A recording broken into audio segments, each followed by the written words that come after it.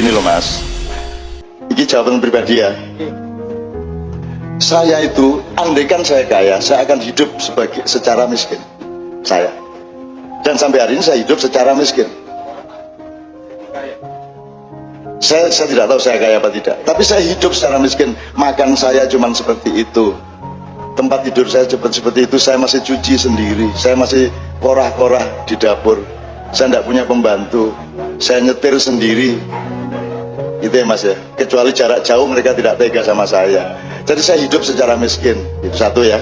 Andaikan saya kaya, tidak akan saya pakai kekayaan untuk menghidupi saya, karena saya pribadi memilih untuk hidup secara miskin, biasa saja sampai hari ini ya mas ya. Dan saya tidak pernah meningkat loh budaya saya. Kita semuanya ya tempe terus kuakui lah gitu ya. Dan saya masih hidup seperti di pesantren dulu sampai hari ini. Tidur di kasur tuh malah nggak enak. Saya bisa kok tidur di kursi bangku sekolah begini guys. Saya pagi tidak ada masalah saya. Saya tidur dalam posisi apapun tidak ada masalah, karena tidur bagi saya adalah peningkatan kekuatan sel-sel saya. Semakin saya tidur enak, semakin lemah sel saya. Semakin saya tidur tersiksa, semakin memberontak sel saya sehingga menjadi lebih tangguh. Ngono dia aku. Kalau nggak percaya nanti kalau malam kamu tidurnya gini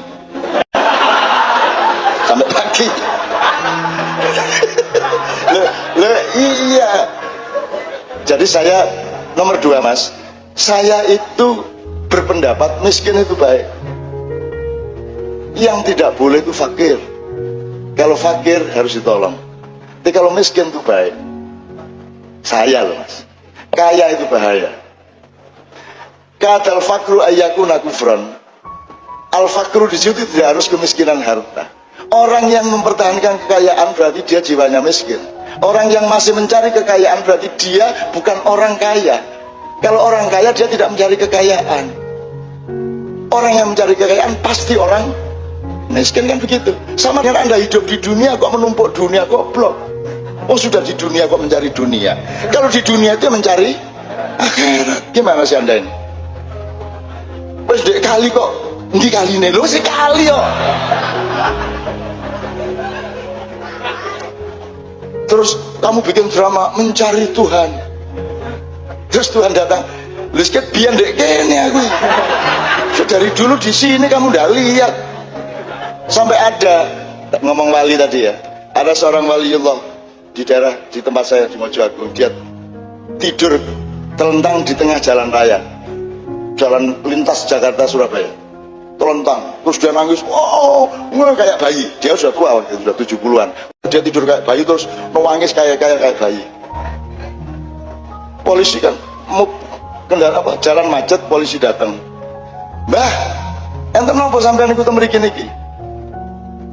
Apa sampean kok nangis nih? Gitu bahasa Jawa Timur ya. Kan macet ini. Tapi tidak ada yang berani sama mbah ini. Jadi dia kayak bayi itu loh, kayal-kayal itu loh, ya. Terus ditanya beberapa kali baru dia menjawab. Wancane matane pijak kabeh. Ket mang Kanjeng Nabi rene kan sing nyopo. Dodolan tok ae raine arek-arek. Golek bathik tok. Kanjeng Nabi iki ket mang keliling delok-delok kon gak ono sing nyopo situ-situ. Gak ono sing selawat situ-situ. Wah, aku seneng banget adegan ini. Seneng banget. Gitu kan. Terus polisi ini, nggih mboten ketok mbah.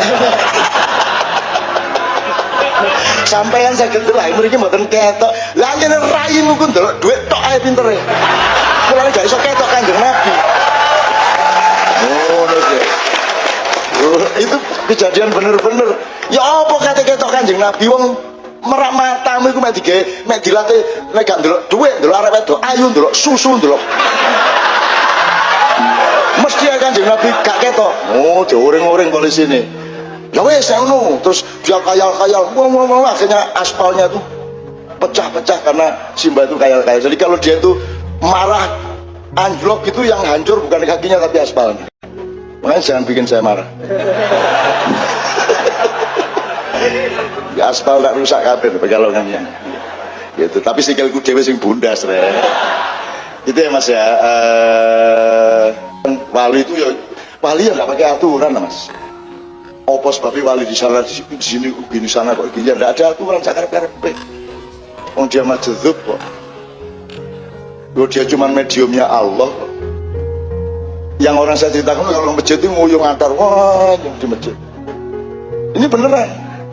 Bentar kalau selawatan bareng dia terbangnya, leren, terbangan kok taek, beneran.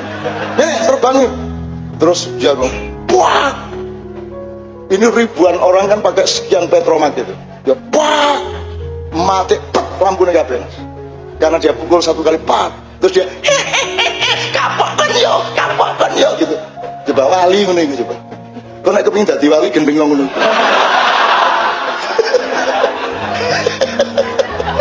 Wali kok ditakokno. Wong wali itu ana wong nagih utang lesu. Jangan main-main sama Tuhan. Kalau kamu nagih utang Tuhan kan ini. Ada seorang wali dibikinin masjid oleh pemuda di kampung. Terus dia sholat di situ tiap hari, dia mimpin. Ternyata ada Cina-Cina datang dari kota, ternyata masjidnya masih banyak utang. Tegelnya masih utang, gendengnya masih utang, kayaknya ditagih dia sama Cina-Cina loh. Imam, ini belum bayar, ininya belum bayar. Lah izin deh. Lagi jebol arah-arah utang ya masjid. Terus dia karena malu sama pedagang-pedagang, tunggu sebentar. Jangan main-main kau sama Allah. Jangan nagih-nagih kau sama Allah. Dibayar kamu nanti. Menurut kita. Allah kok ditagih, pasti dibayar kamu, tapi jangan nagih-nagih kamu. Terus dia masuk masjid setiap hari, ya Allah, ini rumahmu masih punya hutang ya Allah. Apa engkau tidak malu ya Allah? Engkau yang maha kaya, masa rumahmu punya hutang? Aku yang hanya penjaga saja malu, masa engkau tidak malu? Bayar hutangmu ya Allah. Wani gue ndonga apa yang ngono? Wani gue, gue wali sing wani ngono gue. Dia belum selesai berdoa, ada mobil datang, weng. Terus dia hentikan doanya, dia keluar, orang yang di mobil yang baru lari turun. Imam, bagaimana? Bikin masjid tidak bilang-bilang kita. Kita kan juga pengen menyumbang, kita juga pengen berkah, kita juga pengen jariah. Masa tidak minta kita? Kita kan juga pengen. Jadi ada orang lain yang tidak dimintai sumbangan, marah. Terus si imam, si wali bilang, ya sudah tuh bayar Cina-Cina itu, bayar Cina-Cina. Lu asik dah mas, makanya Anda sama dunia itu jangan terlalu mentoyong gitu. Sudahlah, asiklah sama Allah. Semua syariat itu dasarnya asal usulnya adalah cintamu kepada Allah dan cinta Allah kepadamu. In kuntum tuhibbunallaha fattabi'uni yuhibbukumullah, kan begitu.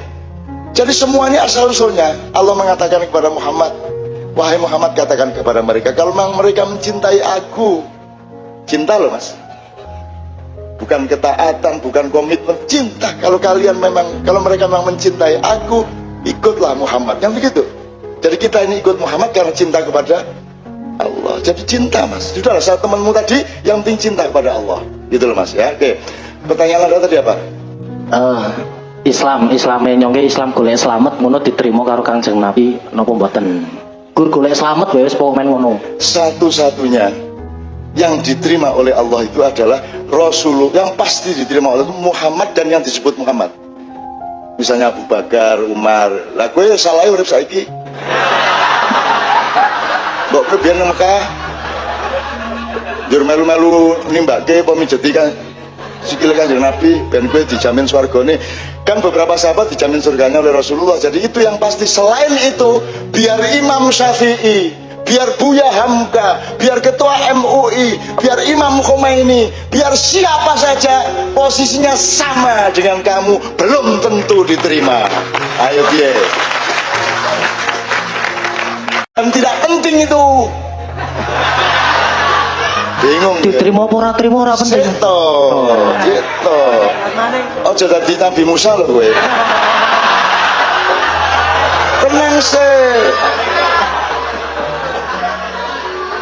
Tenang sih. Nek aku bocorke kapal didelok sik kok bocorke kapal aja takon sik.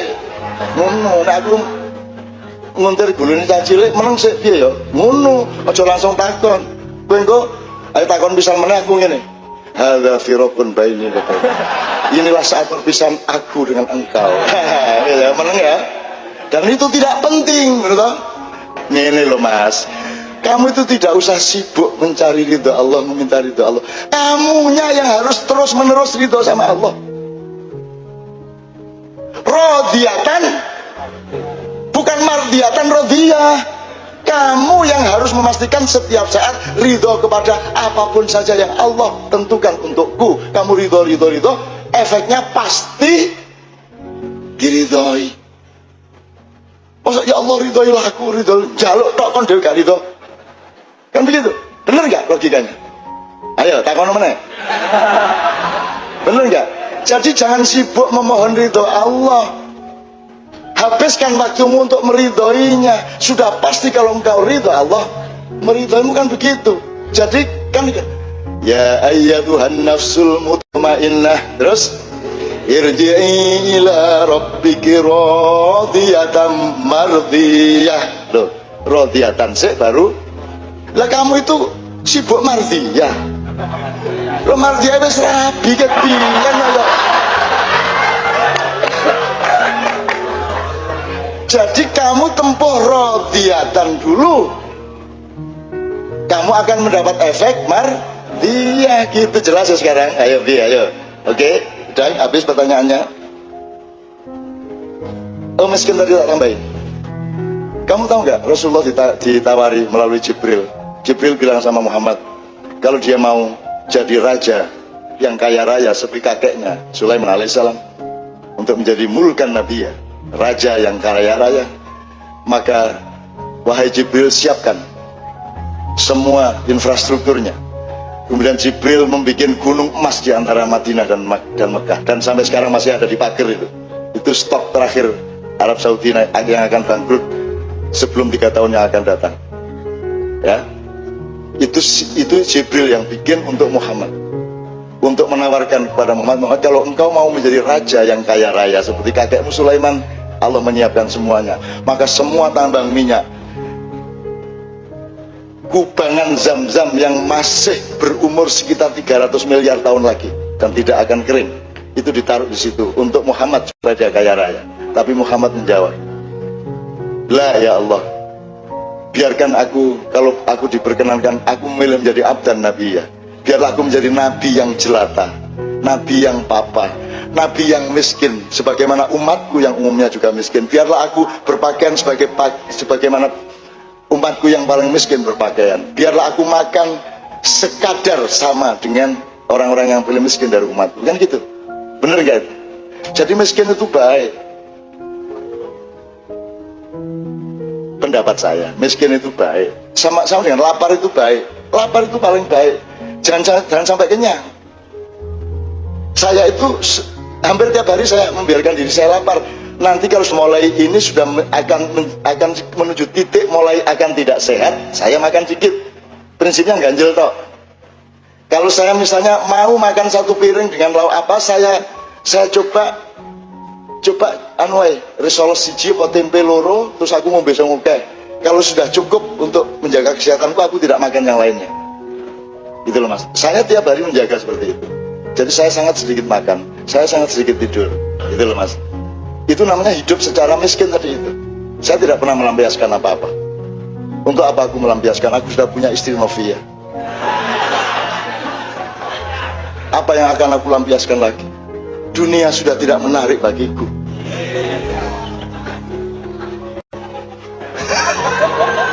Lela enak teman-teman tiduran nih Mas ya. Gitu oke. Terakhir ya, oke, sekarang waktu tinggal sedikit. Bapak saya mau tanya, ini langsung kita akhiri atau kita kasih tenggang sedikit untuk sholawatan? Oke, aku jalur nada nih. Tapi aku diwangi karena saya teriak-teriak agak kurang kontrol saking cintanya aku kepadamu semua.